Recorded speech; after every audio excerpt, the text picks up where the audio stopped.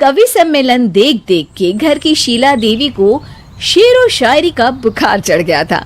अब वो सीधे मुंह किसी को जवाब ही नहीं देती थी। उनके पति और उनका बेटा तो काम करने घर से बाहर चले जाते थे और उनकी शायरी झेलनी पड़ती थी बहू रेणु को। अब सास बोलती नहीं, अर्ज करती थी, संदूक पे रखी संदूक, संदूक में रखे झुमके, बहू झुमके निकाल के दे मेरे, कहाँ लगा रही है ठुमके। माँ जी, झुमके तो आपके निकाल दूंगी मैं, लेकिन आपके दिमाग से ये शायरी का भूत कैसे निकलेगा? छोटे लोग नहीं समझेंगे, शायरी है शौक बड़ा, तू अपने काम से काम रख, मेरे काम में मत टांग अड़ा। शौक अलग बात है, लेकिन हर चीज में अपना शौक डाल देने से जग हंसाई हो सकती है सासू माँ। अरे मैं हूँ एक नंबर कलाकार, कोई ऐसी वैसी बला नहीं, तुम घर के कामों में उलझी, समझोगी मेरी कला नहीं। ठीक है माँ जी, आप नहीं समझती तो कोई बात नहीं, लाओ मैं आपके झुमके ही निकाल कर दे देती हूँ। बहू सास के झुमके निकाल कर देती है और वहां से चली जाती है। शाम को बहू अपने पति से शिकायत करती है, सुनिए जी, आप माँ को कुछ समझाते क्यों नहीं? अरे क्या समझाना है माँ को? अरे अपनी शायरी थोड़ी कम करे ना। अरे तुमको उनकी शायरी से क्या दिक्कत है? अरे मुझे नहीं, पर पड़ोस में सब लोग हंसते हैं, कहते हैं बुढ़ापे में लोग सठिया जाते हैं, लेकिन शीला जी तो शायर हो गई हैं। अरे लोगों का काम है कहना, लोगों की बातों का क्या टेंशन लेना। अरे वाह, मैंने भी शेर कह दिया, वाह वाह वाह वाह। देख लो, तुमसे किसी ने कहा नहीं और तुम्हारे सामने कोई माँ की बुराई नहीं करता तो तुमको फर्क नहीं पड़ रहा। अरे तुम खामखा की बात का बतंगड़ बना रही हो। चलो चाय बना कर ले आओ मेरे लिए, साथ पियेंगे, कोई ढंग की बातें करेंगे। रेणु चाय बनाने लगती है। पहले वो अपने पति को चाय देती है, फिर सास को और आखिर में अपने ससुर को। लेकिन वो देखती है कि ससुर जी कुछ परेशान से हैं। क्या हुआ ससुर जी, कोई बात हो गई है क्या? अरे तेरी सास बात बात पे शायरी करती है। कल मैंने पूछा कि खाना खाया तो तेरी सास ने क्या जवाब दिया पता है?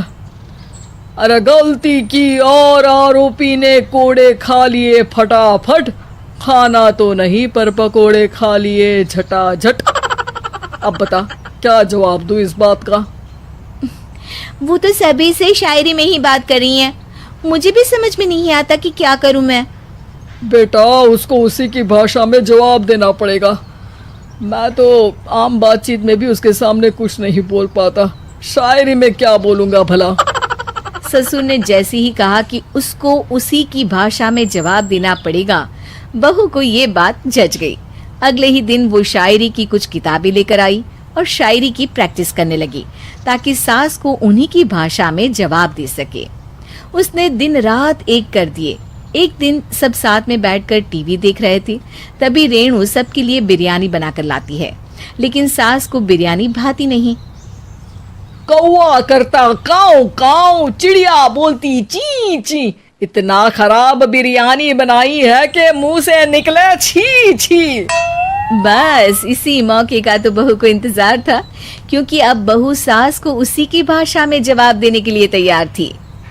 माँ जी, हमको अपनी ये बेकार शायरी ना सुनाइए, जैसी भी बनी है बिरयानी चुपचाप खाइए। ससुर जी और रेणु के पति ने रेणु का जवाब सुनते ही जोर से ताली बजाई और सास ने जब रेणु का शायराना जवाब सुना तो उनके गले में बिरयानी अटक गई। बहू ने एक और शायरी का तीर छोड़ा। शायरी में बहू के सामने सास हो जाएगी ढेर, क्योंकि सास मारेंगी एक शेर तो बहू मारेगी 1.25 शेर। सास को छोड़ के सब वाह वाह करने लगते हैं। आज पहली बार सास को नहले पे दहला मिला था और रेणु ने सास का मुंह चुप करा दिया था। अगले दिन रेणु का पति उससे कहता है, अरे वाह, तुमने तो माँ की बोलती बंद कर दी, मजा आ गया। अब मेरे लिए कुछ बना दो, खाकर मैं काम पर चला जाऊं। शायरी ही है मेरा जीवन, वही करूंगी जी भर के। नौकरानी रख लो कोई, काम नहीं करूंगी मैं घर के। अरे तुम क्या माँ जैसी हरकतें करने लगी, सीधे सीधे बात करो ना। हो गई कल शायरी, रोज थोड़ी ना करोगी। शीशी भरी गुलाब की पत्थर पे फोड़ दो, जो मुझे शायरी से रोके उसके कान मरोड़ दो। पति घबराकर वहां से चला जाता है और बाहर उसके पिताजी के पास जाकर बैठ जाता है। दोनों अपनी बीवियों की शायरी से परेशान है। ससुर को पछतावा होता है कि क्यों उसने बहू को सास की भाषा में ही जवाब देने का आइडिया दिया। अब तो घर में दो दो शायर हैं। दोनों एक साथ दुखी स्वर में कहते हैं, हम दोनों की ही बीवियां जब से शायर हो गई है, क्या बताएं, जिंदगी एक फटा हुआ टायर हो गई है।